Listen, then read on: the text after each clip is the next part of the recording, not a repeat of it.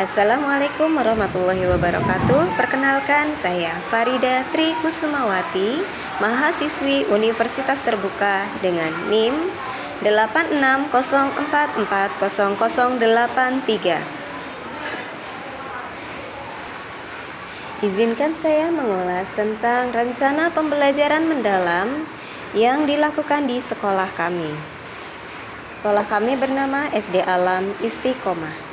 Baik, untuk yang pertama itu di paling atas ini ada identitas modul yang berisikan nama pendidik atau saya, mata pelajaran.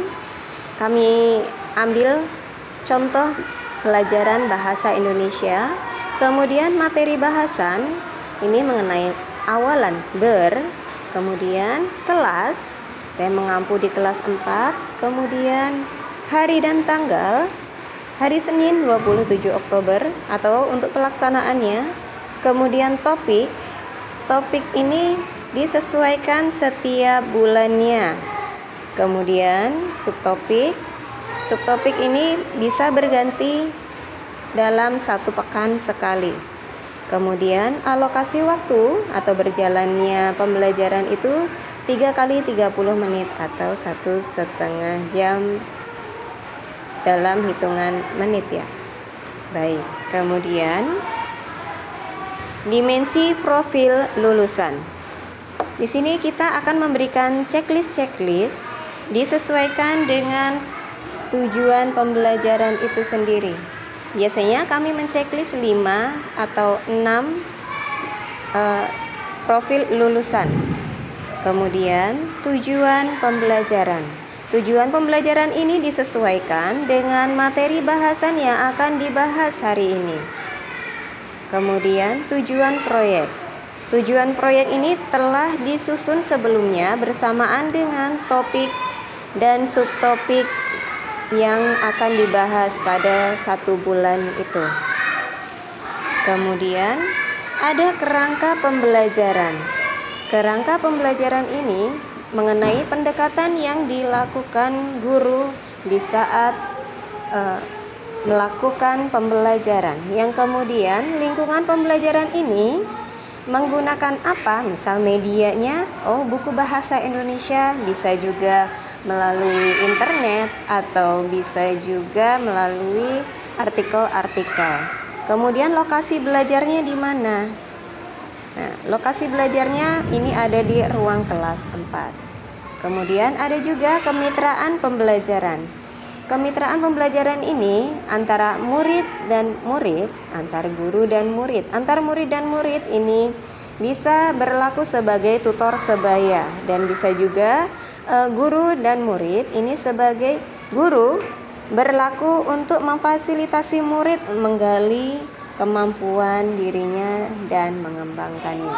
Kemudian pemanfaatan digital bisa diisi apabila kita menggunakan media atau digital. Kita mengambil sumber dari digital seperti itu. Kemudian pemahaman bermakna.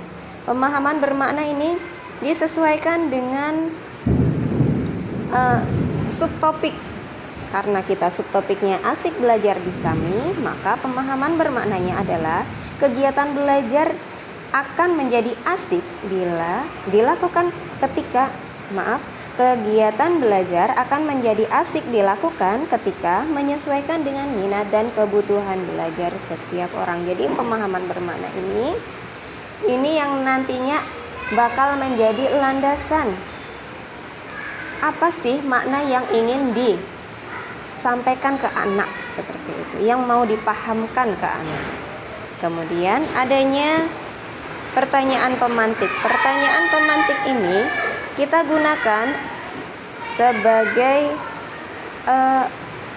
pertanyaan yang mengarah pada topik atau subtopik. Kegiatan seperti apa yang membuatmu merasa asik belajar di sekolah? Seperti itu. Kemudian langkah-langkah pengalaman belajar. Di sini terdiri dari 3, yakni pijakan, kegiatan inti, dan refleksi atau penutup. Yang pertama, pijakan. Pijakan di sini diawali dengan berdoa sebelum belajar, kemudian murid mengikuti ice breaking, kemudian guru atau murid melakukan asesmen awal. Nah, di asesmen awal ini bisa dikaitkan dengan pertanyaan seputar topik maupun seputar kegiatan inti yang nanti akan dibahas. Kemudian kegiatan intinya bisa diawali dengan mereview kembali pelajaran pada minggu lalu, kemudian dikaitkan dengan, kalau bisa dikaitkan dengan materi yang sekarang. Nah, kemudian ditambah dengan pemantik-pemantik, pertanyaan pemantik, dan ada pembahasan dari guru, ada latihan-latihan soal, dan yang terakhir adalah penutup. Penutup di sini guru menyampaikan kesimpulan dari materi hari ini apa saja. Kemudian guru menanyakan bagaimana materi, apakah sudah dapat dipahami atau belum, seperti itu. Kemudian guru juga menyampaikan informasi tentang materi yang akan dibahas pada minggu depan. Nah, di sini ada kolom refleksi guru. Kolom refleksi guru ini digunakan saat kita mungkin ada yang terlewat atau tidak dapat disampaikan pada murid, bisa disimpan di sini, bisa dituliskan di sini. Atau misal guru melakukan terobosan baru saat pembelajaran itu, jadi di luar dari rencana pembelajaran. Nah, bisa dituliskan di refleksi guru. Kemudian ada kolom teknik asesmen. Nah, ini ada asesmen tulis, lisan maupun unjuk kerja. Kemudian ada tanda tangan dari kepala sekolah dan fasilitator kelas. Baik, demikian